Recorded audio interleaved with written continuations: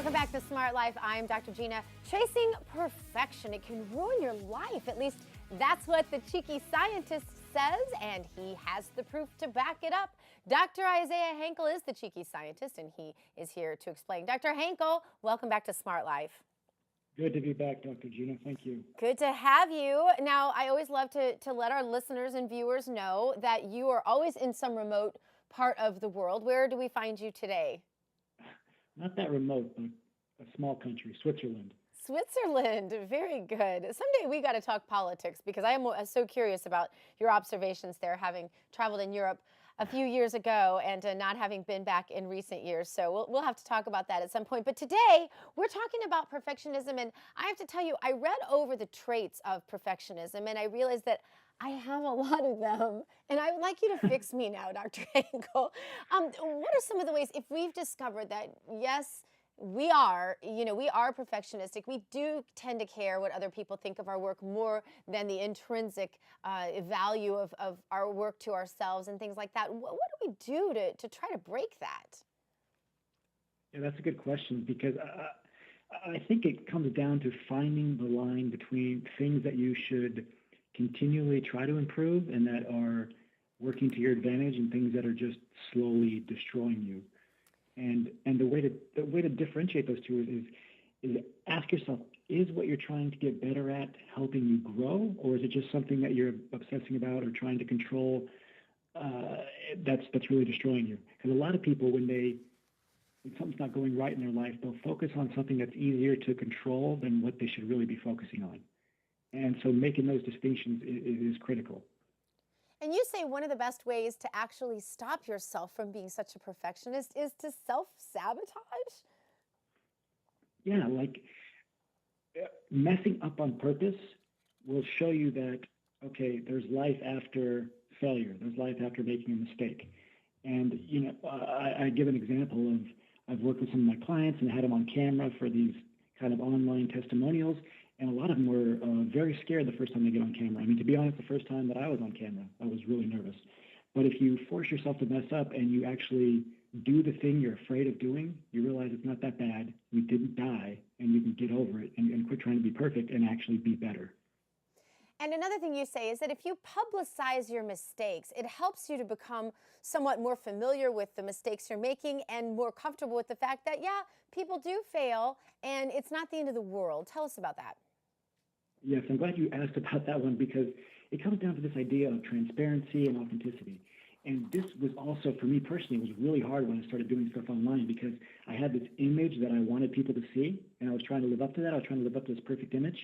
And as a result, I was having a hard time connecting with anyone. Like nobody was really responding to it because it lacked this authenticity. It lacked my voice, my authentic voice. And so once I realized that kind of exposing the real me, the full me in a sense, and not to get all like new agey, but just being myself, made people respond much stronger than this perfect image. Another thing you say we can do is to play out the worst case scenario in our mind. As a perfectionist, I would think we'd be pessimistic enough. You really want us focused on what could possibly go wrong and what the worst thing is that could go wrong, Dr. Hankel? Yeah, and you should actually do some of those things. And if you think about, I mean, I like to think back to, my first years in college sometimes when I didn't have any money to my name and I was in a house with 5 other people. And some of those years were some of those days, years, whatever, were the best times of my life. And if you remind yourself of that when you had nothing, you had no money, you had no status, anything, and life can still be good, I think there's value in that. And so if you're really stressed out about losing all your money or losing your house or whatever, I mean, try it. Like sell a lot of stuff that you own. Go sleep on a friend's couch for a week. Give it a shot. And again, you'll see you won't die. And what you have inside of you is so much more than any of these things you're worried about losing.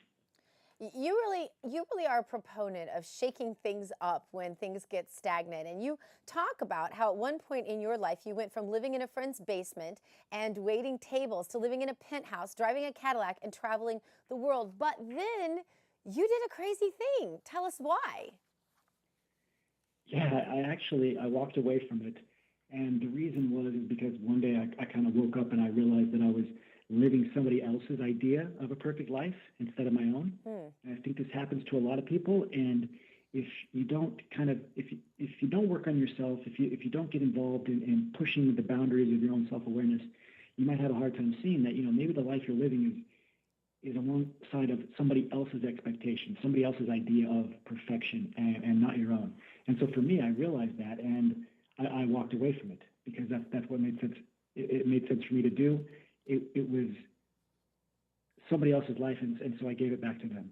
Okay, and you can do that when you're 25, but you can't do that when maybe you have a family, maybe you're a husband working a job and you've been kind of sold this bill of goods, and here you are with all these created expectations from others, like you talked about in your personal story on your blog. But you can't just kind of walk away from your family if you are the income earner and those kinds of things. So what's your advice for those people who they have to maintain part of whatever it is, even if they've woken up and realized maybe this wasn't their dream for themselves?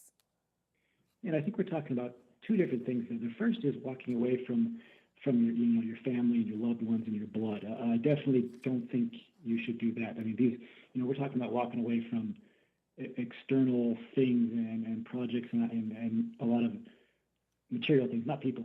But the other part of it is that I want to challenge is that you certainly can walk away from things. And I don't, just because you have a family or kids, you should not sacrifice your life to try to be perfect. I mean, to try to have, maintain that idea of perfection or that white picket fence ideal.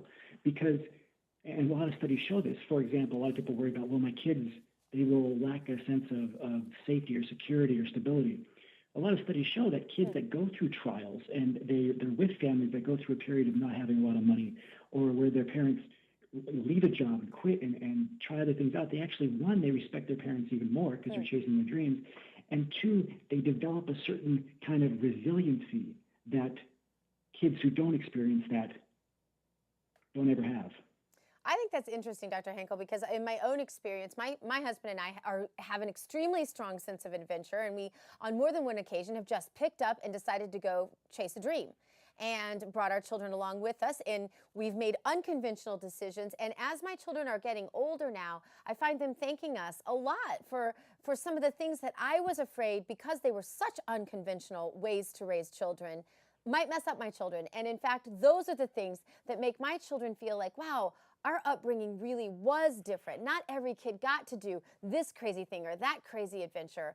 And so I think sometimes just living that 3-bedroom, 2-bath, white picket fence, kids in school, mom and dad both work, that whole thing, I think sometimes we've been sold a little bit of a lie, like you mentioned. And so we do have to be careful to continue to remember that we have our dreams and our lives, and our children are going to enjoy being part of that ride. Because as someone said to me one time when I was dragging my kids back and forth to the Senate to educate them, homeschool them in my husband's Senate office, somebody said to me, home is wherever you and your husband are. And I thought that was, because I was feeling guilty about that. I thought that was great advice. So I'm glad you brought that up. And of course, I thank you for being on the show from the other side of the world. Dr. Isaiah Henkel, thanks for being with us today. Thanks, Dr. Gina. All right.